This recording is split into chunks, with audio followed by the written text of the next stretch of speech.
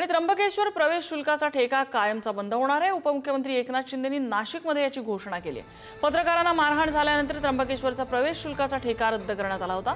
वार्तांकन करण्यासाठी गेलेल्या पत्रकारांना गावगुंडांनी मारहाण केलेली होती।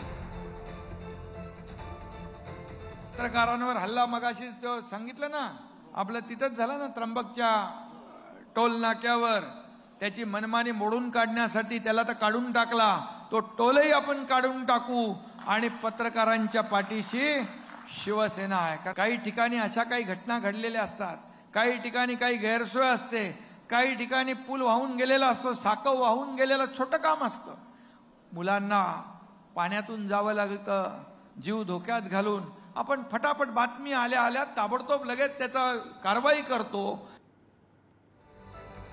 किरण ताजणे आमचे प्रतिनिधी आपल्याला अपडेट देत आहेत। किरण, अखेरीस ठेका रद्द करायचा निर्णय झालेला आहे।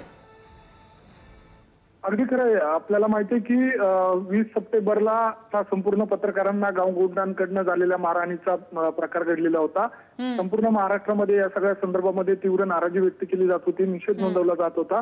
आणि या सगळ्या दरम्यान उपमुख्यमंत्री एकनाथ शिंदे जे नगरविकास खात्याचे मंत्री आहेत, त्यांनी त्याच वेळेला ठेका रद्द करण्याची देखील घोषणा केलेली होती। मात्र त्यानंतर कालच्याच दिवशी या सगळ्या संबंधी नव्यानं निविदा काढण्याची प्रक्रिया देखील राबवली जात होती।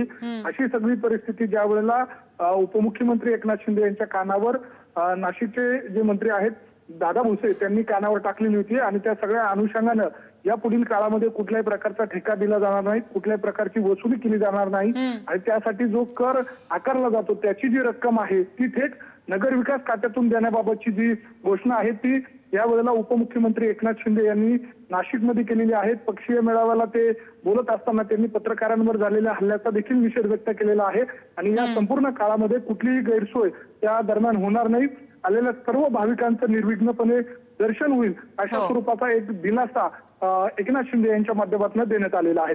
नम्रता, अगदीच किरण, म्हणजे मोठ्या लढ्याला यश आलेलं आहे असं म्हणता येईल आता। अगदी खरं आहे। आपल्याला माहिती आहे की ज्या वेळेला हा संपूर्ण मारहाणीचा प्रकार घडलेला होता त्यानंतर गावगुंडांकडनं त्या ठिकाणी कशा पद्धतीने दहशत निर्माण केली गेलेली होती त्याबाबतची अनेक माहिती समोर येत होती। मात्र या सगळ्या संदर्भामध्ये ठोस अशी कारवाई होत नव्हती। थेट नगरविकास विभागाचे प्रमुख असल्यानं एकनाथ शिंदे यांनी याबाबतचा निर्णय घेतला, त्यामुळे मोठा दिलासा हा म्हणता येईल। नम्रता, किरण, धन्यवाद या माहितीबद्दल।